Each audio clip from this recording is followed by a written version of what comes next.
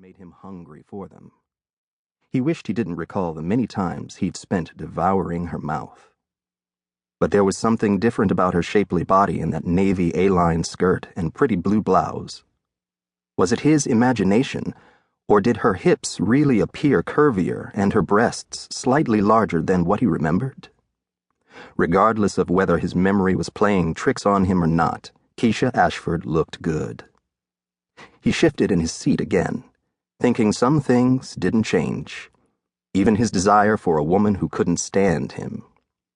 But he had no problem remembering a time when she could stand him. Those had been the best times of his life. He'd never thought he would be ready to settle down with a woman before his 35th birthday, but he had fallen for Keisha quickly and had been ready to pop the question before a lie had torn them apart.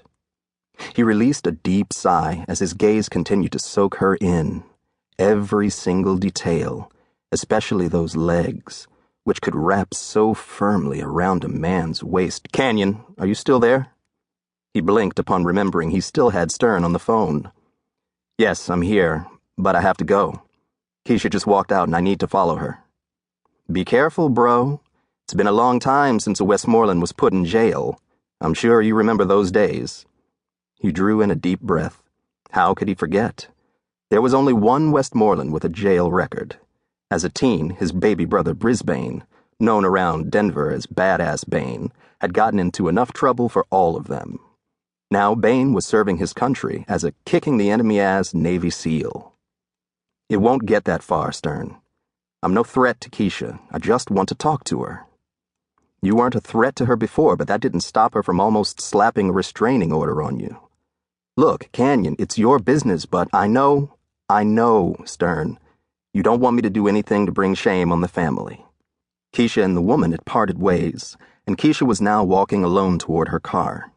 She still had that walk that he thought was as sexy as hell. Although she moved like a model, she had the look of a cool professional in her 4-inch pumps with her briefcase in hand. "Canyon." He jumped.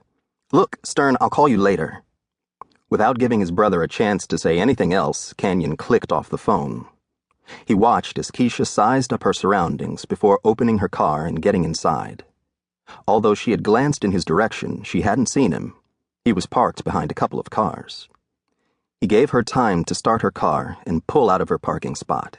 Then, just as he was about to pull out of his own parking spot, a car darted out in front of him. "What the hell?" Canyon muttered, hitting his brakes. What damn fire is he rushing off to? Not wanting to lose Keisha, he pulled in beside the black sedan, keeping her vehicle within his vision. After tailing her for a few blocks, he became uneasy. It seemed the car in front of him, the black sedan, was tailing her as well. As an attorney, Canyon was aware there were times when clients of the opposing counsel didn't like a court's decision and wanted to make that dislike known. That could be what was happening here. He didn't want to think of other possibilities, like a carjacking. They'd had a number of those lately around the city. Canyon's protective instincts kicked in when Keisha turned a corner to head away from town, and the driver of the black sedan did too. He couldn't tell if the person driving in front of him was a male or female because the windows were tinted, but he could make out the license plate number. He pushed the phone button on his steering wheel. "Yes, Mr. Westmoreland, may I help you?" "Yes, Samuel, please connect me with Pete Higgins."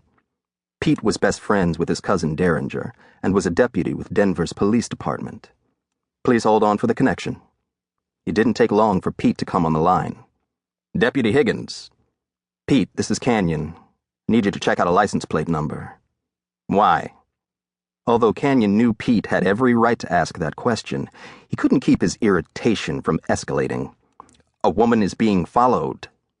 "And you know this how?" Canyon bit his lip to keep from cursing. His patience was stretched to the limit. "I know because I'm following her as well." "Oh, and why are you following her?" Canyon had always admired Pete's easy, laid-back manner, until now. "Now look, Pete. No, you look, Canyon. No one should be following a woman, not you or anybody else. That's harassment, and I can bring you both in for stalking." "What's the license plate number?"